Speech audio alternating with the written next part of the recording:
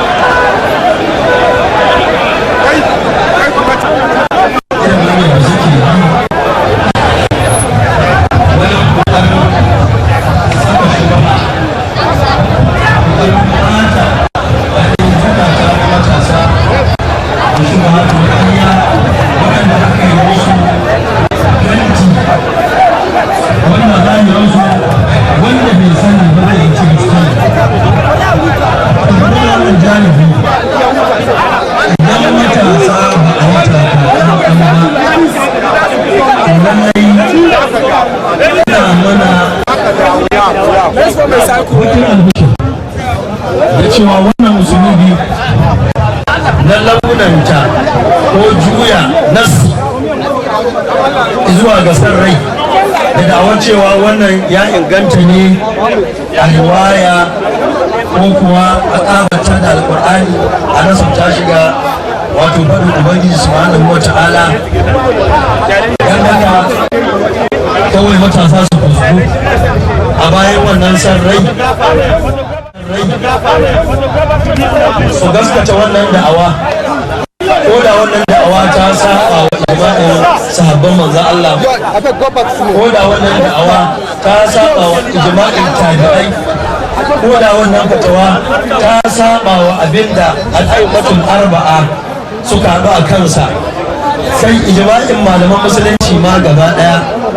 ya zama na akan wannan fatawa yake a samu wani mutum a gefe ya amfani da dabararsa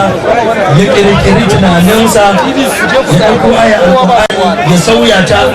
ko hadisin manzo Allah sallallahu alaihi wasallama ya bashi fassarar da ya ga dama kai kuma ka gaskata shi ka bi shi to abin da nake faɗa wa matasa haɗarin wannan a yau kar mu zaci cewa zai tsaya ne akan ɗariƙun bayan Allah kawai ko akan mazhabobi na a'imma kawai ko akan mashrabi na aqida kawai wallahi wannan uslubi in dai an ci gaba da masa a tabbata cewa zai rushe tashi kansa musuluncin kuma zai rushe ma'aikin Allah din sallallahu alaihi wasallama kuma zai kai ga har zatin ubangijin ba zai bari ba wannan musulmi wanda zamani ya zo da shi da ake yayi musulmi ne wanda yake kamar hawan matattakala an aje maka mataki mafi kusa a ƙasa da kai mai bin sa yana sama da shi wanda yake bin sa yana sama da shi har aje inda za ka nufi ka ɗau ƙabar ka ɗora ba tare da ka bi na ƙasa da shi ba to za ka dawo da baya ka fasa ƙiya wannan musulmi wanda a yau ake amfani da shi ake ƙaryarsa na da'awar cewa sunna abin da ya inganta alƙur'ani fahimtar malamai na ƙwarai shi abin da ake yaƙi a yau a dawo da al'umma kai inda gaske ne wallahi tallahi billahi da ba a saba tsarin da magabatan na farko suka dora a kai tun daga bangaren aƙida har bangaren nabawiyat abin da ya shafi manzon Allah har bangaren usulun har bangaren furu abin da ya zama mazhabi kenan da ba a saba musu a yau an kirkiro sababbi ba amma abin ya zama da dabaru ne wanda ba kowa ne zai iya fahimtar su ba la ilwa illa alimuna kamar da Allah ya faɗa sai mutumin da yake da taƙiƙi yake da kwalliya ido yake iya ganin abin da ya buya a cikin duhu idan muka bi wani usulubi na cewa abin da ya inganta mazhaba ne za su halaji su ko mazhabi kowanne musulmi